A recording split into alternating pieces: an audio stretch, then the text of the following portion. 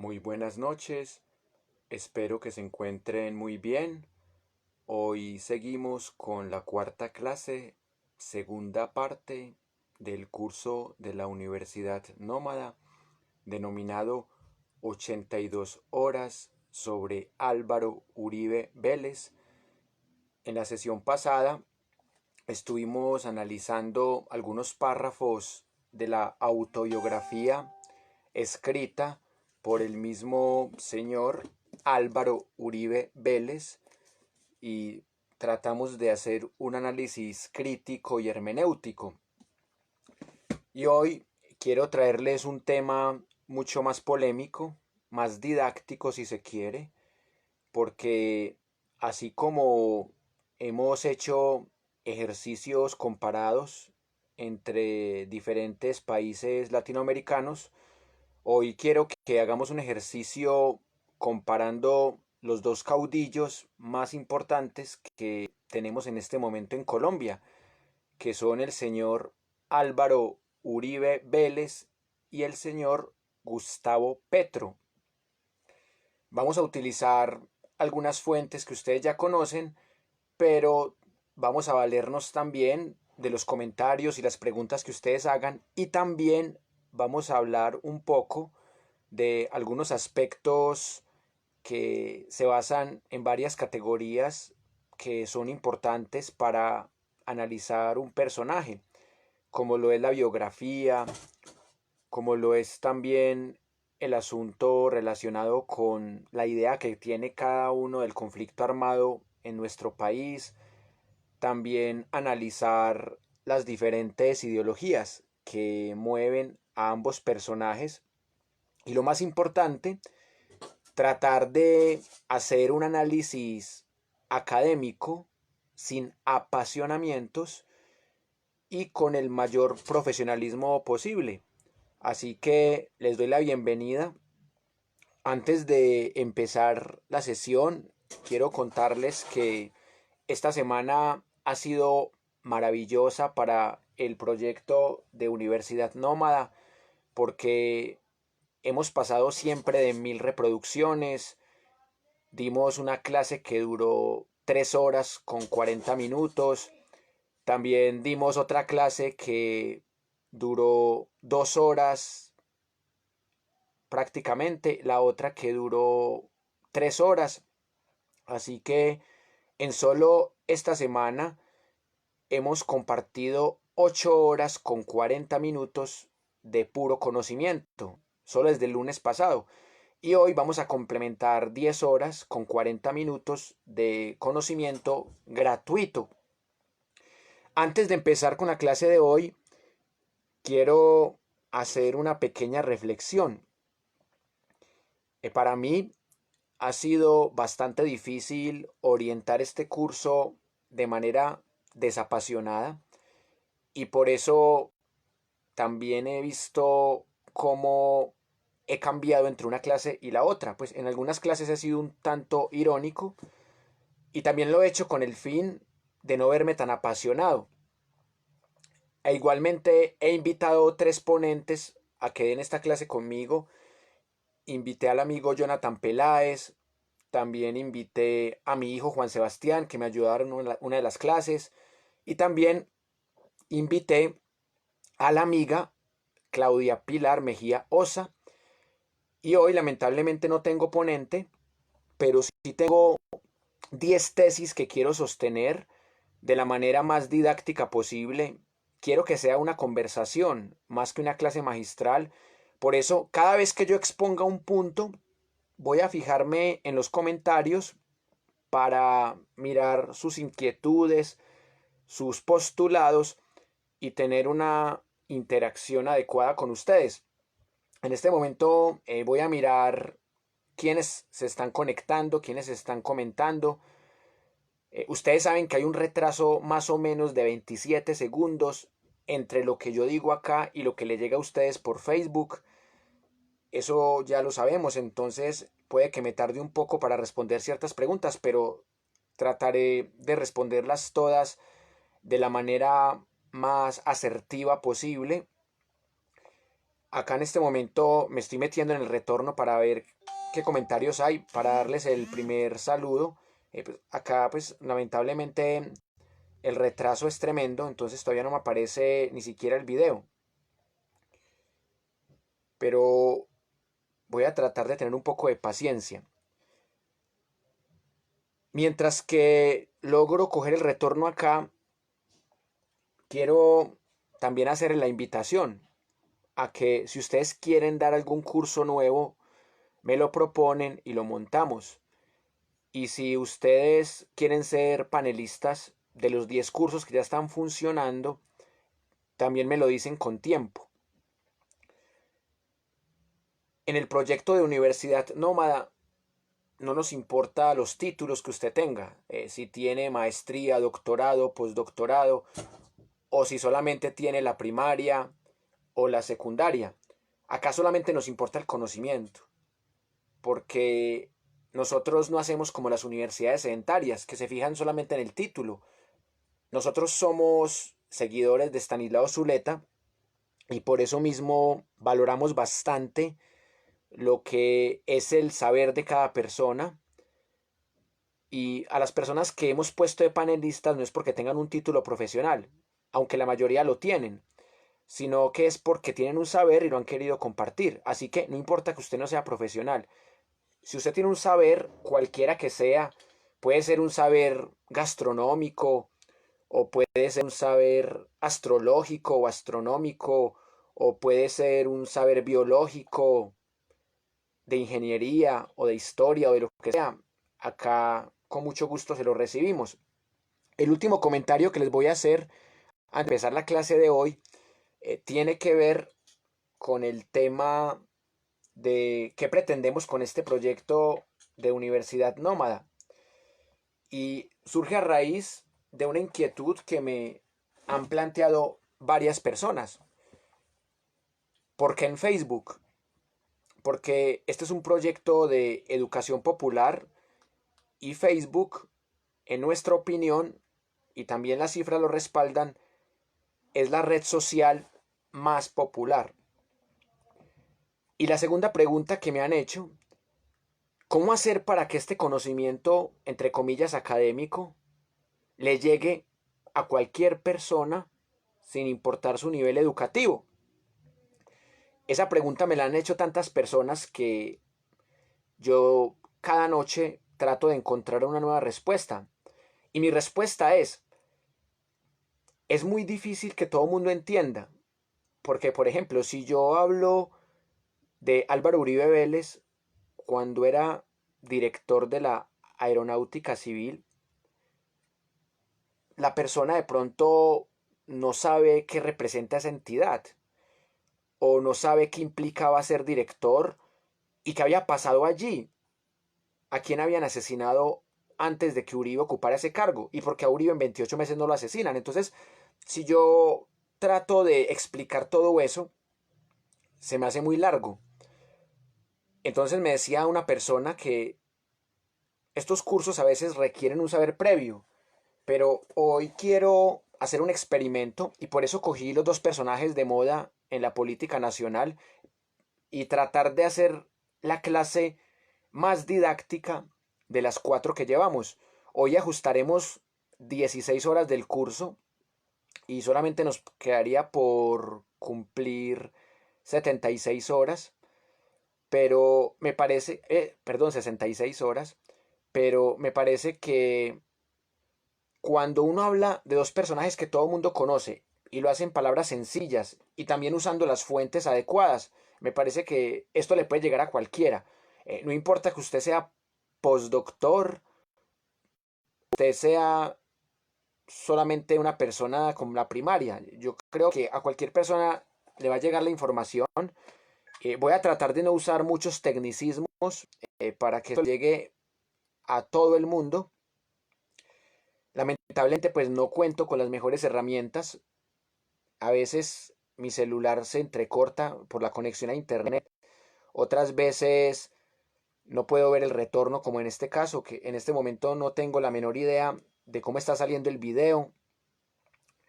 Pero esa era la última salvedad que quería hacerles y lamentablemente pues esperemos que podamos avanzar con toda la calma del caso.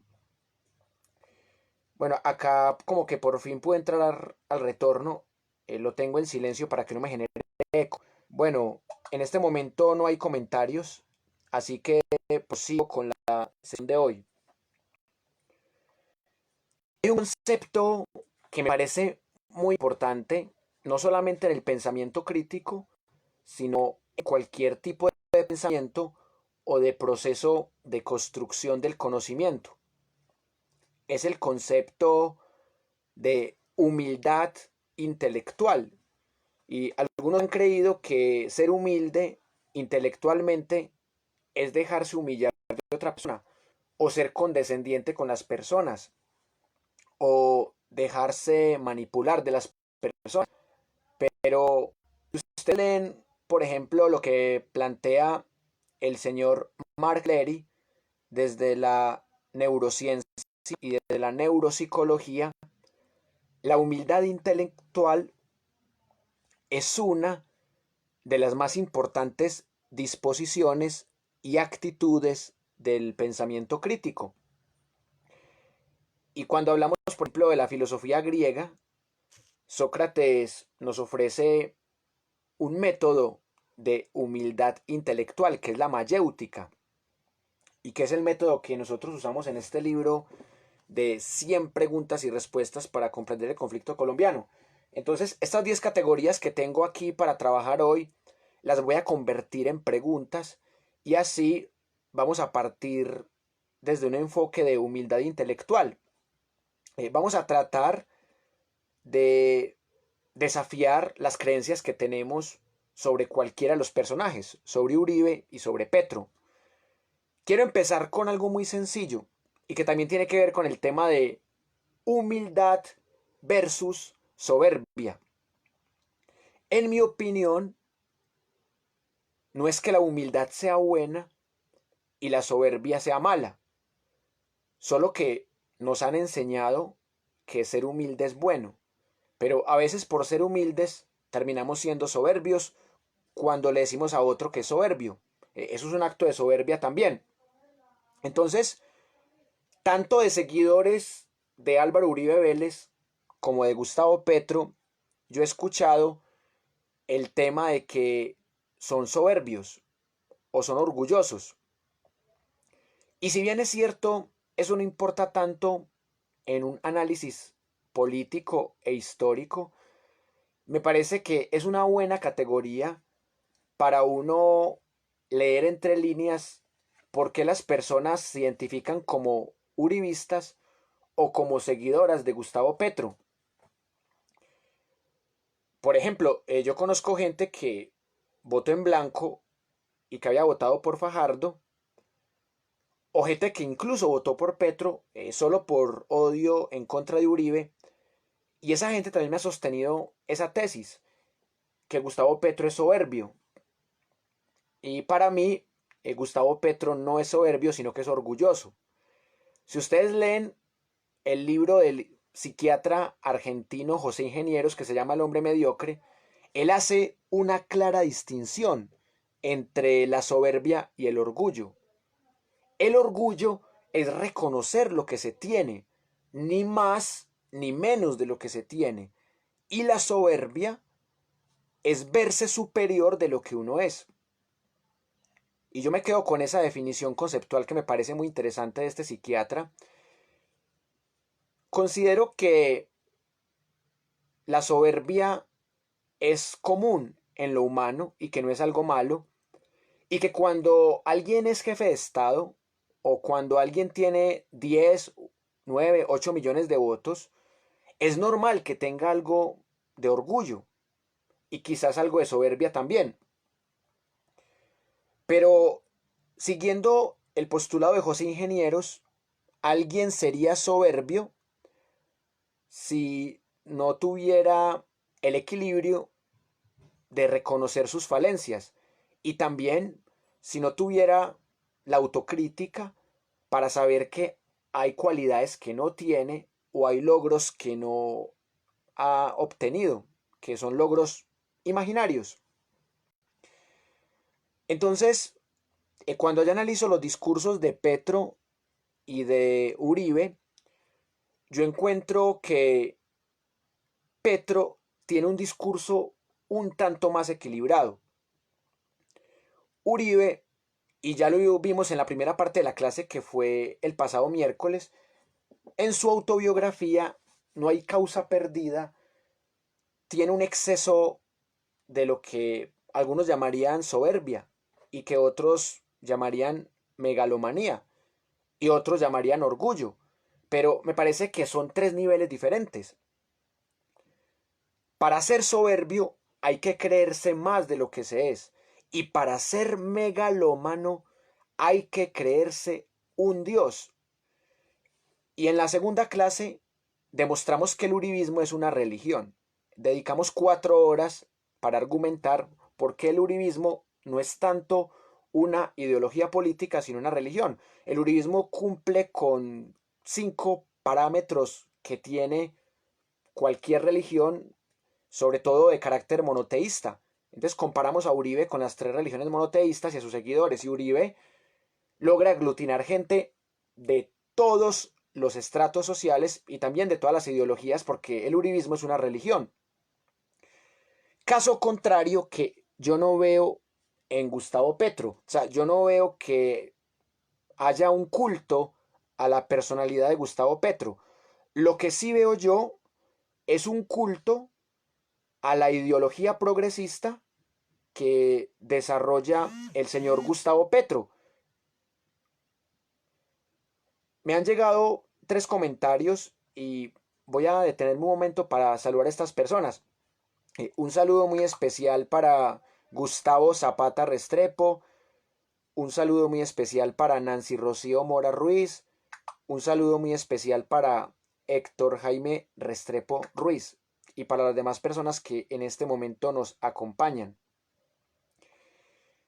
Entonces, en la clase pasada habíamos analizado la primera parte de la autobiografía del señor Álvaro Uribe Vélez. Habíamos analizado aproximadamente unas 25 páginas, leímos algunos párrafos de manera aleatoria y llegamos a la conclusión que el señor Álvaro Uribe Vélez tiene un excesivo amor por sí mismo, lo cual ya habíamos reconocido desde la primera clase y lo cual en mi opinión está muy bien. ¿Cuál es el problema de tener exceso de amor por sí mismo? Que a uno le cuesta mucho ver las virtudes de los demás y ver los defectos propios. Entonces, cuando Uribe se jacta aquí de la operación Jaque, dice que es mérito de él. Y cuando el mismo Uribe habla aquí de los falsos positivos, dice que es error de sus soldados, que los soldados que incurrieron en las ejecuciones extrajudiciales son delincuentes y que no merecen estar al servicio de la patria. Entonces, ahí se ve el egocentrismo que tanto le critican al señor Álvaro Uribe Vélez. Cuando la operación Jaque sale como algo exitoso, él dice que es mérito de él y de su política de seguridad democrática. Pero cuando algo sale mal, porque el mismo señor Uribe acepta que sí hubo ejecuciones extrajudiciales y que sí es un crimen de lesa humanidad y que sí es algo atroz, él utiliza la palabra atroz, pero él ni le echa la culpa a Santos, ni tampoco se echa la culpa a él mismo. Él considera que son unas manzanas podridas. Y eso ya lo hemos discutido con los panelistas también. Y cuando uno analiza a Petro, lo puede clasificar más como con un pensamiento orgulloso, más que soberbio. Porque Petro es un tipo también como Uribe muy leído. La diferencia es que Petro me parece que tiene un mejor manejo de la inteligencia emocional. Y voy a argumentar por qué. Porque Petro rara vez usted lo ve gritando o diciéndole a la persona entrevistadora: siguiente pregunta, no se meta con mi familia, le voy en la cara, marica. Entonces, o sea, más allá de que usted sea seguidor de Uribe o seguidor de Petro, hay que reconocer algo. Y hasta el mismo presidente Iván Duque Márquez lo reconoce. O sea, Uribe explota muy fácil. O sea, sacar de quicio a Uribe es muy fácil. Y eso tiene que ver también con su personalidad. Entonces, en esta primera categoría de análisis que me parece que es acorde a lo que uno a veces hace en la psicohistoria y a lo que el ya citado Mark Lery trabaja desde la neurociencia y desde la neuropsicología y también lo que trabaja el psiquiatra José Ingenieros, me parece que en este primer punto Uribe pierde con Petro, porque Uribe no es tan tranquilo como Petro. Y eso me parece que hay personas que lo ven, pero como hay uribistas que están en una religión, no ven eso.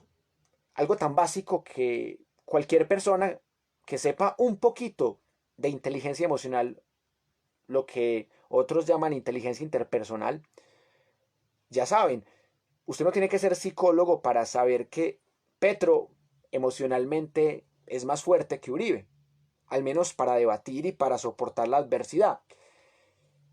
Bien, esta es la primera categoría de análisis. Ahora voy a mirar un momento a ver si han llegado nuevos comentarios. Pues realmente este celular tiene como un atraso tremendo. Pero me ha llegado una serie de comentarios que quiero responder. Andrés Yateo Valle dice, amor propio, odio por los demás. Interesante porque si mi amor propio implica odio por los demás, ya no es orgullo, es soberbia, como diría José Ingenieros. El amigo López Ricardo dice, a mi parecer, Gustavo Petro sí tiene una tendencia en su discurso a la megalomanía, por lo menos cuando plantea tajantemente que es el único camino a un país justo, idealizado por él mismo, también hablando de él mismo como si fuera sido enteramente el M-19. Y dice Nancy Rocío Mora Ruiz, pero no es culto al progresismo, es la necesidad de construir propuesta política más universal y colectiva. El culto es peligroso porque no tiene fondo colectivo, sino de masa. Voy a responder a los tres comentarios que me llegaron de últimos porque me parecen supremamente interesantes. Me parece que el amor propio es maravilloso, lo que llamamos autoestima. Pero cuando ese amor propio implica matar, o implica odio a los demás, o implica negar el conflicto armado colombiano, o implica pasarse toda la vida peleando porque tiene cientos de acusaciones en contra, y si uno tiene que pasarse toda la vida aferrado al poder para poder defenderse de sus enemigos, me parece que eso ya es una autoestima que se convierte en soberbia y se vuelve algo tóxico. Bien, respecto a lo que dice López Ricardo, recordemos que el concepto de megalomanía, mega significa millón, es como tener el ego multiplicado por 1 millón de veces. Es decir, creerse prácticamente un dios, como lo vemos en el contexto del Imperio Romano con Calígula, que en medio de su locura él decía que él era un dios.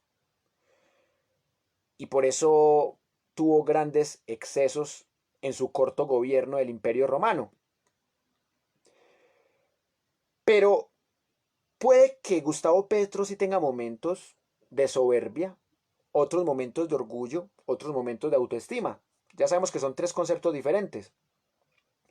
Pero afirmar que Gustavo Petro es megalómano me parece exagerado. Es más, afirmar que el mismo Álvaro Uribe Vélez es megalómano también me parece exagerado. ¿Por qué? Porque es que los que lo vuelven Dios son sus seguidores. Él sí tiene autoestima alta y le cuesta mucho aceptar sus errores. De hecho, yo nunca lo he visto aceptando un error. Pero para ser megalómano hay que ser prácticamente alguien que ya cree que es inmortal, que ya cree que puede hacer lo que le dé la gana, que ya cree que tiene derecho a eliminar al que quiera. O sea, yo sé que las comparaciones son odiosas, pero hay que hacerlas. Yo soy muy antiuribista y lo acepto. Pero yo sí prefiero a Uribe que a Hitler. Porque Hitler sí fue capaz de matar 12 millones de personas. Stalin mató millones de personas también. Entonces, Uribe es de esos gobernantes que mata solapadamente. Es como un capo de la mafia siciliana, que, o sea, todo lo hace con cierta cabeza fría. Esa inteligencia emocional que le falta para debatir, la tiene para proceder. Entonces, me parece que ni Petro ni Uribe son megalómanos y que Uribe es un tanto más soberbio que Petro, porque Petro siempre ha mostrado lo que es. O sea, cuando era guerrillero, se mostraba como guerrillero. Ahora que es un senador progresista, así se muestra. Uribe siempre ha sido como el protagonista de esa trilogía del Padrino, como Michael Corleone. O sea, Uribe siempre ha tenido doble cara. Desde que era director de la Aeronáutica Civil, desde que era alcalde de Medellín, que fue destituido, según algunas fuentes por sus vínculos con el cartel de Medellín, según otras fuentes dice por una supuesta amenaza de la guerrilla. Lo que yo no he podido entender es cómo Uribe logró desafiar al cartel de Medellín.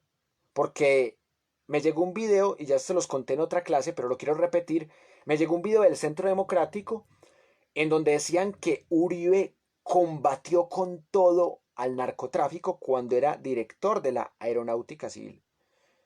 Senior también combatió al cartel de Medellín.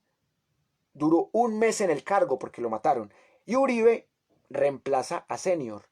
Y Uribe dura 28 meses en el cargo. Y ni un rasguño. Esta tesis ya la había dicho en otra clase, pero entonces, ¿uno cómo hace para refutar la idea de alguien que está convencido de que Uribe no se equivoca? Y el mismo Uribe considera que él ha combatido el narcotráfico, o sea, que él no ha hecho parte del narcotráfico. Entonces, o Uribe es muy macho y fue capaz de combatir 28 meses al cartel de Medellín y a los demás carteles, o Uribe trabajó con ellos y por eso no lo mataron, como si mataron al señor, valga la redundancia, Senior. Ese era el apellido del que reemplazó a Uribe. Bien, voy a mirar qué más cuestiones encuentro yo por acá. Ya veo que está llegando unos nuevos comentarios. Ah, sí, me llegó un comentario de Nancy Rocío Mora Ruiz, que dice Uribe también. Ah, bueno, me falta contestar la pregunta o el comentario más bien que hizo Nancy. El progresismo termina en ismo, es decir, es una doctrina, pero eso no quiere decir que sea una doctrina estrictamente hablando, porque el progresismo tiene muchas vertientes, vertientes que son feministas, vertientes que recuperan algo del socialismo tradicional, vertientes que tienen aspectos de socialdemocracia o algún liberalismo moderado. Entonces, definir el progresismo daría para un curso completo. Pero a mí me parece que los 8 millones y pico que votamos por Petro no lo hicimos porque Petro se tildara de progresista, sino porque Petro con su discurso demostró que era lo más cercano al progresismo y me parece que el progresismo rescata algo muy importante del marxismo, menos el método violento del marxismo. Para mí el progresismo es una izquierda democrática, es una izquierda moderada. Y Uribe ya lo definimos como un personaje que representa la plutocracia y el populismo. Lo más irónico es que algunos uribistas le dicen a Petro populista, cuando Uribe es mucho más populista que Petro. Y yo diría que es demagogo, más que populista. y esto ya lo hemos demostrado en otros cursos, pero de todas maneras ahí lo planteo de nuevo. Así que quiero que pasemos a la segunda categoría de análisis. Ya hicimos un pequeño recuento de la psicohistoria, del tema del pensamiento crítico, la humildad intelectual, el orgullo, la autoestima, la soberbia, la megalomanía. Quiero que pasemos a otro punto que me parece muy importante para desarrollar este comparado que propongo entre Petro y Uribe. Nosotros a veces nos quejamos que porque estamos muy polarizados. Y en una publicación que les compartí hace una hora aproximadamente, les di mi punto de vista sobre ese tema. Hemos estado polarizados desde mucho antes que seamos república. Desde mucho antes de la batalla de Boyacá estamos polarizados con lo que se conoció como la patria boba, y eso lo argumentamos en las clases pasadas.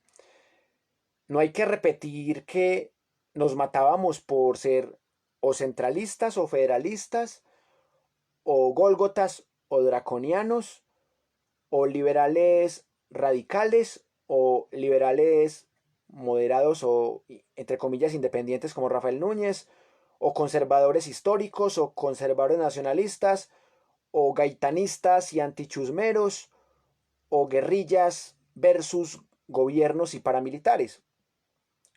Así que a mí no me molesta que haya una contradicción entre Uribe y Petro.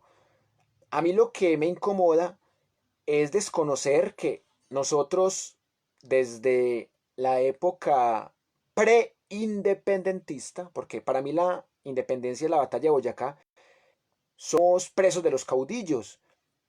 Y se me olvidó decir que después de centralistas y federalistas era bolivarianos versus santanderistas antes de que se diera el nacimiento entre 1848 y 1849 de los dos partidos tradicionales en Colombia. Entonces, el segundo punto que les quiero plantear para que discutamos es el tema de la concepción que tiene Álvaro Uribe del conflicto versus la que tiene Gustavo Petro del conflicto. Ya para que entremos a un terreno más de historia política y ya no tanto de psicohistoria. Lo primero, ¿qué características debe tener algo para ser un conflicto armado? Uno, debe ser prolongado. Dos, debe ser muy colectivo. Tres, debe tener varios actores involucrados. Cuatro, esos actores pueden estar fragmentados y pueden ser múltiples. Deben haber víctimas y victimarios. Deben haber desplazados, desaparecidos, secuestrados. Así que yo no entiendo por qué José Obdulio Gaviria sostiene esa tesis absurda de que en Colombia no hay conflicto armado, sino amenaza terrorista. Y curiosamente, esa amenaza terrorista resultó ser el chivo expiatorio perfecto para ganar 4 de 5 presidencias en el caso del uribismo.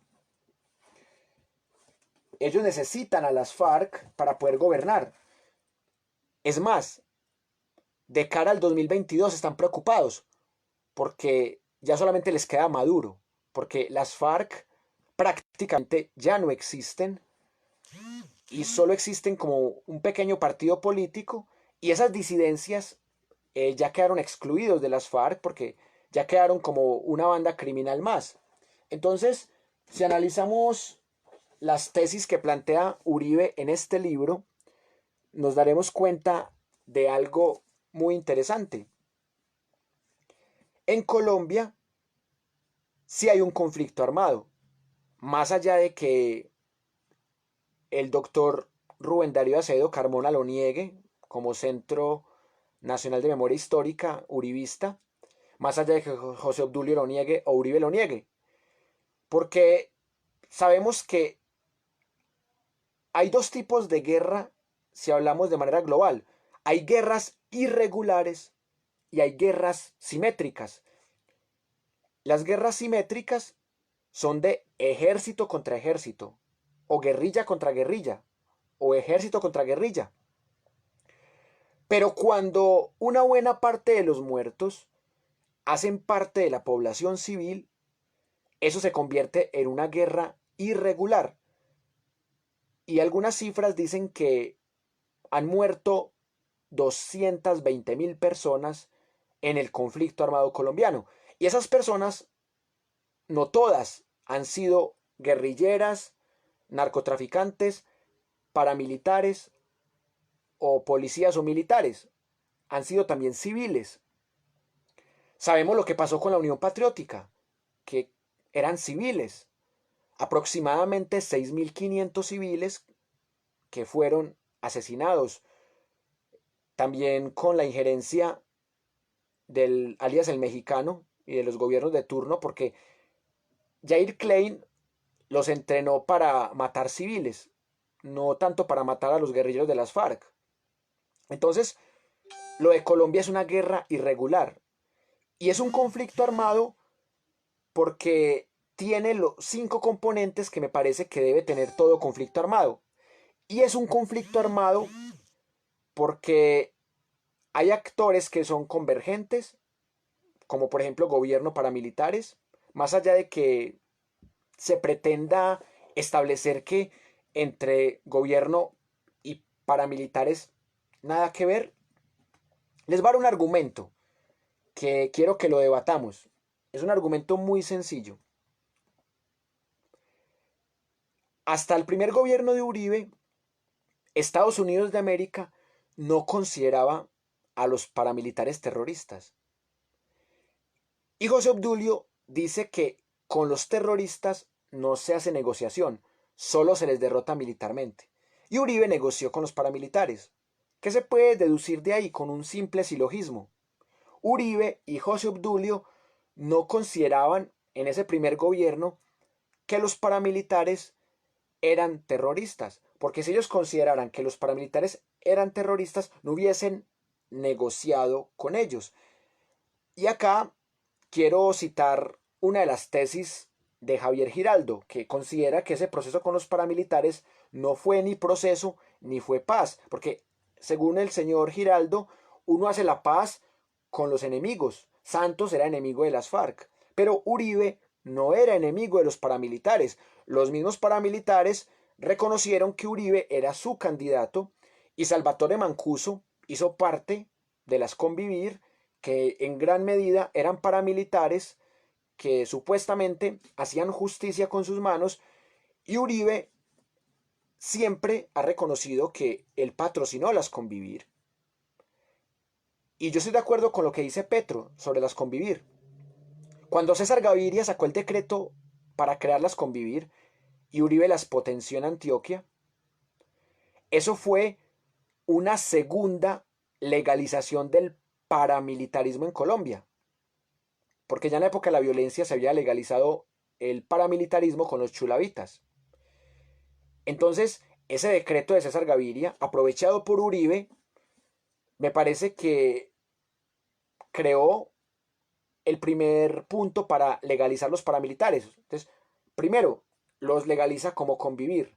Y luego, cuando llega a la presidencia, hace una negociación. Es la negociación más rápida que yo he visto en Colombia, desde la época de Rojas Pinilla y Guadalupe Salcedo. Es una negociación súper rápida. Los supuestos paramilitares, que muchos eran delincuentes comunes, entregan las armas súper rápido. Muchos de ellos siguen delinquiendo como bandas criminales y ya. Entonces, ¿qué se deduce de ahí? Que no era solamente Estados Unidos. Uribe, José Obdulio y compañía no consideraban que los paramilitares fueran terroristas. Y si ustedes leen con lupa esta biografía de No hay causa perdida, se van a dar cuenta de algo muy interesante. Uribe, cuando habla de los paramilitares, que habla muy poco de ellos, generalmente los trata como grupo armado ilegal. Cuando habla de las FARC, usualmente dice los terroristas de las FARC. Y cuando habla de paramilitares, los llama grupos armados ilegales, en la mayoría de los casos. Entonces, el discurso dice mucho. Y por eso tengo algunos planteamientos más para redondear este segundo punto, pero creo que han llegado comentarios nuevos y también quiero que ustedes participen con sus comentarios, con sus preguntas, con sus inquietudes. Esto es solamente mi opinión y por eso inventé este curso porque me parece que hay que ir más allá de los 6 minutos del Matarife. Yo debo aceptar que yo critiqué mucho el Matarife, pero últimamente me parece que los últimos capítulos han mejorado un poco. Sin embargo, me parece que el Matarife no logra solucionar este tipo de inquietudes. Por ejemplo, si en Matarife plantearan esta hipótesis que yo planteo con los paramilitares, ahí se gastan los 6 minutos. Entonces, por eso les digo que me parece que este es nuestro Matarife, pero es un Matarife de 82 horas.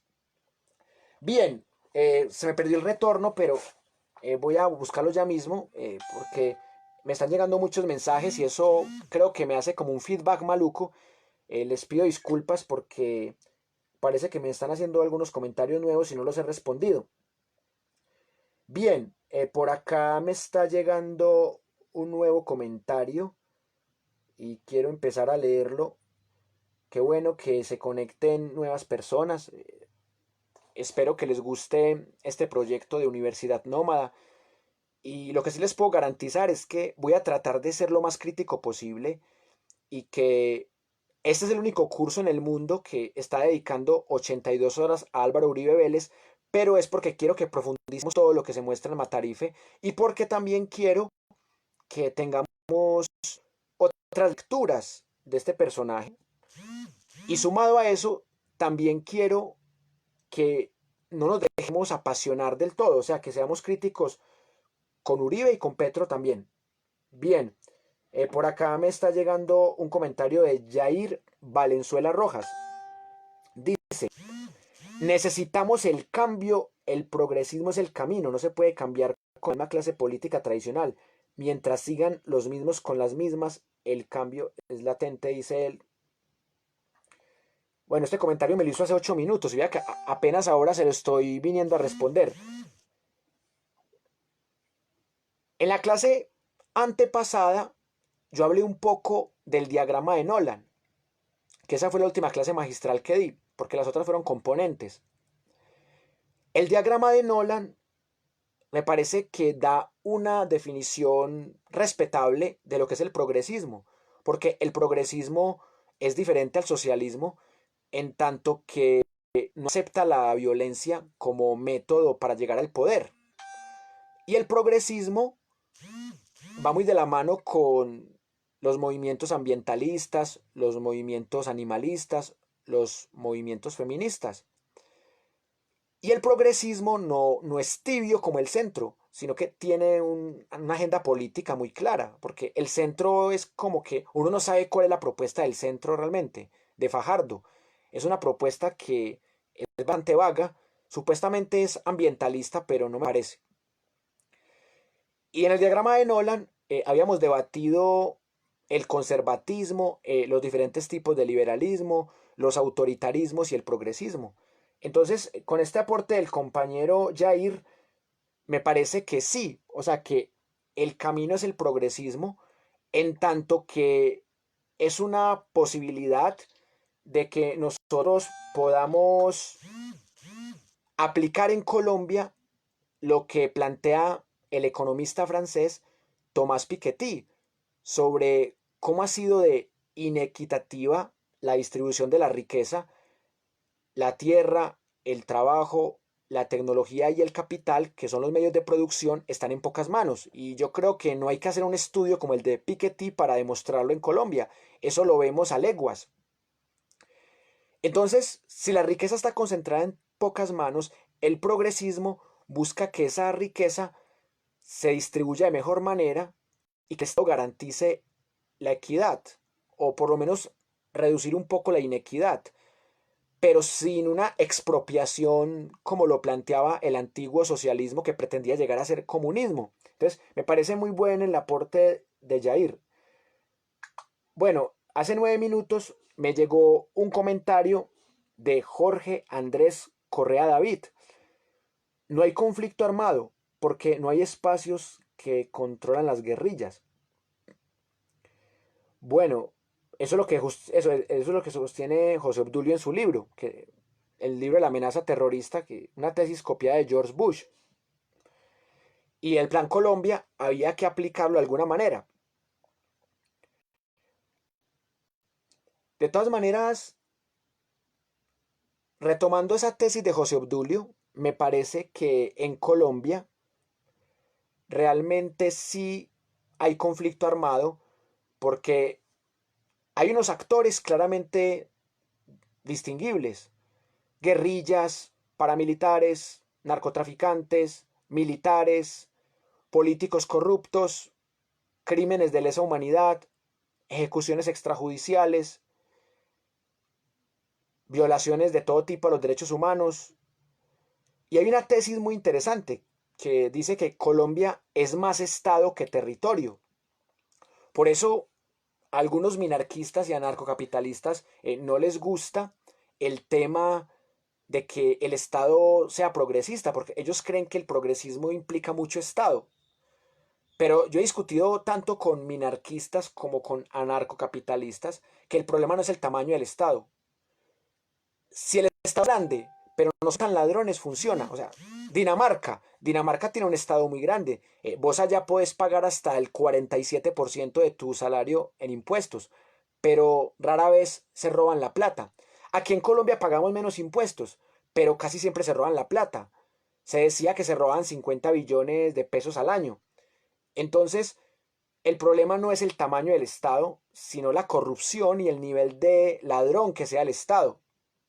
Y si ese Estado que nos roba, nos masacra en las bananeras, masacra a la Unión Patriótica, comete los falsos positivos y le echan la culpa solamente a los rasos, y los peces gordos como Santos y Uribe quedan limpios, entonces me parece que eso es un Estado fallido. Es un Estado que no es tan grande como el de Dinamarca, pero es un Estado terrorista. Entonces, esa es la eterna discusión que yo tengo con los minarquistas y con los anarcocapitalistas. Y cuando hablamos de la tierra, sabemos que en Colombia desde el siglo XIX ha habido un problema muy bravo con el tema de la tierra concentrada en pocas manos, y que lamentablemente las reformas agrarias han fracasado, y que la reforma agraria que estuvo más cerca de funcionar fue la de López Pumarejo, pero lamentablemente no pasó ese gobierno porque luego llegaron los conservadores al poder y todo lo que hizo López Pumarejo en ese sentido se cayó. Bueno, por acá me llega un comentario de un amigo desde Pasto, el amigo Libardo Ruano. Dice: palabra propia, los borregos que venden el voto, y por esa venta Colombia está en conflictos políticos, sociales, ideológicos, culturales. ¿Quién salvará? Fácil, no, a la corrupción del voto, no a vender a los politiqueros. Libardo, estamos totalmente de acuerdo. Este tema lo estaban discutiendo también en la revista Semana, desde diferentes puntos de vista, y eso hace parte también de una cultura que se vuelve mafiosa, porque no solamente tenemos desplazados, tenemos 5,7 millones de desplazados, tenemos 25.000 desaparecidos, tuvimos 30.000 secuestrados, sumado a eso tuvimos 220.000 asesinados, o sea, y eso lo reducen a una amenaza terrorista, como si solamente la guerrilla de las FARC fuera la que matara. Muy buen aporte, compañero. Bien, voy a mirar ahora qué más comentarios me van llegando. Entonces, para resumir este segundo punto, en Colombia sí hay conflicto armado, y me parece que el uribismo abusa de la historia, y que en esa cartilla de Santillana están educando a los niños para que copien la idea de que Uribe fue un héroe que salvó a la patria, que Uribe salvó a Colombia del castrochavismo, el mismo cuento con el que justifican los 3.000 muertos y los más de 30.000 desaparecidos, que probablemente también son muertos, de la dictadura chilena que duró 16 años y medio. Entonces, ¿qué decían los seguidores de Pinochet? Ah, no, es que sí, mató unos comunistas, pero es que nos salvó del comunismo. Entonces, por eso Pinochet es bueno. Entonces, acá también el uribismo retoma esa estrategia de los seguidores de Pinochet y nos dicen: no, es que nos salvó del castrochavismo y devolvernos como Venezuela y como Cuba. Hay dos puntos que quiero tocar para que pasemos al tercero, para redondear el tema del conflicto.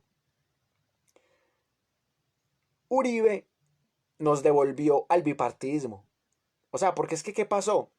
Que recuerden ustedes que el último gran caudillo fue López Miquelsen, porque Turbay Ayala no logró convertirse en un caudillo, ni siquiera con ese régimen del Estatuto del Terror. Belisario Betancourt tampoco se volvió un caudillo, porque yo no conozco un movimiento que se llamen los belisaristas o los turbayistas. Virgilio Barco tampoco se volvió un caudillo. No existen los barquistas en Colombia. Los gaviristas tampoco existen. Los samperistas tampoco existen. Los pastranistas, más allá de que es una familia de delfines, por Andrés el delfín de Misael, tampoco son caudillos en este momento. Misael sí era un caudillo, Andrés no. Entonces cuando Uribe gana la presidencia, con un récord, entre otras cosas, todo hay que decirlo, el tipo capitaliza muy bien el Plan Colombia, el fracaso de los diálogos en el Caguán y también capitaliza por un lado el regionalismo y por otro lado el populismo y el odio que había contra las FARC y que se tradujo también en un odio contra la izquierda democrática. Entonces este tipo logra devolvernos al bipartidismo, porque ya era, los terroristas son todos los de izquierda, no solamente los que están armados, o sea, todos los que son de izquierda son terroristas, y todos los que están conmigo son los buenos, son los de la seguridad uribecrática. Entonces, Uribe nos logra devolver a ese contexto bipartidista de la época de Gaitán, de Laureano Gómez, y si quieren irse más atrás, a la época del mismo Rafael Uribe Uribe y sus enfrentamientos contra los caudillos conservadores como San Clemente, como en su momento Miguel Antonio Caro, Rafael Núñez, y si se quiere, a ese caudillismo de la época en donde José Hilario López y Tomás Cipriano de Mosquera se enfrentaban contra los caudillos católicos y conservadores que apenas estaban fundando ese partido, como Mariano Ospina Rodríguez. Así que Uribe nos devuelve al bipartidismo. Y por último, Uribe nos devuelve a una guerra en donde ya lo que importa no es tanto el enfrentamiento directo, sino el enfrentamiento mediático. Existen guerras de primera, de segunda, de tercera y de cuarta generación. O sea, una guerra de primera generación es como las de la antigüedad. O sea, que era hombre contra hombre, con palos, hasta con machetes. Por ejemplo, la guerra de los 1000 días era una guerra de primera generación. O sea, es una guerra relativamente cercana comparada con las antiguas, pero era una guerra totalmente de hombre contra hombre, de palos, de piedras, de puñaladas. Luego llega una guerra de segunda generación, que ya es con pistolas, con metralletas, con revólveres. Y ya en el siglo XX se inauguran las guerras de tercera generación, que ya son con aviones, con helicópteros, con bombas atómicas, con bombas y armas que tienen carácter químico. Y ya en el siglo XXI estamos en una guerra de cuarta generación, que ya es una guerra herencia de la Guerra Fría. Entonces, en esta guerra de cuarta generación, lo que importa es la desinformación. Entonces, ya les comentaba yo en una pasada clase que un doctor en lingüística chileno escribió un artículo supremamente interesante para demostrar cómo se ha creado la imagen de que Maduro es un dictador. Entonces, él analizó aproximadamente 10.000 noticias en el año 2017 sobre Maduro. Y él cogió tres países, Colombia, México y Chile. Y entre los tres países reunió 10.000 noticias que hablaban sobre Maduro y la crisis en Venezuela. Y ninguna, absolutamente ninguna, habló del bloqueo de Estados Unidos a Venezuela. Ninguna. Las 10.000 noticias que eran tipo RCN, Caracol, NTN 24, entre otros, solamente hablaba de que Maduro es un dictador, que Maduro es el único culpable de la hiperinflación, y no hablaban nada del bloqueo que había de Estados Unidos. Entonces, la conclusión que saca el doctor en lingüística chileno es que hay una guerra mediática contra Maduro. Y el uribismo aprovechó no solamente el odio contra las FARC y algunos errores que tuvo el proceso de paz entre Santos y las FARC, sino que también Uribe y el uribismo aprovecharon esa serie de noticias que se construyen negativas contra Maduro para meter el miedo de que nos vamos a volver como Venezuela, y así lograron ganar cierta mayoría en el Congreso, lograron ganar la presidencia, lograron tumbar la consulta anticorrupción, lograron ganar el plebiscito, con otras mentiras más que ustedes ya las conocen, por las cuales renuncia el señor Luis Carlos Vélez Uribe, del Centro Democrático. Bien, ya con esto terminamos el punto número 2. Quiero responder algunos comentarios que me hayan llegado acá. Pues lamentablemente los comentarios me están llegando un poco tarde, pero de todas maneras quiero que me tengan un poco de paciencia mientras que voy respondiendo cada uno de sus comentarios. Y les agradezco a quienes permanecen en sintonía. Bueno, por acá me está llegando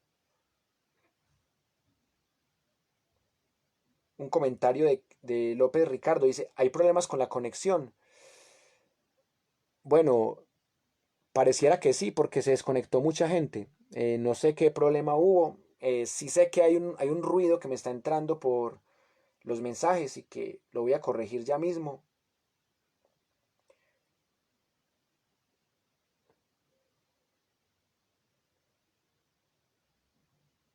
Ay, fue madre. Me dice por acá Nancy Rocío que no hay sonido.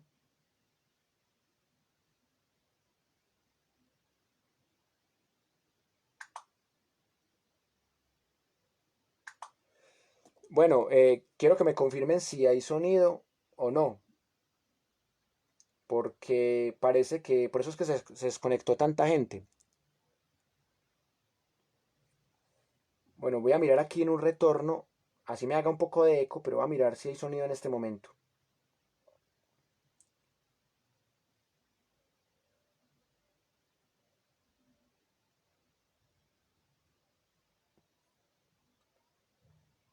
Bueno, parece que se cayó la conexión, ¿no? Es que me está...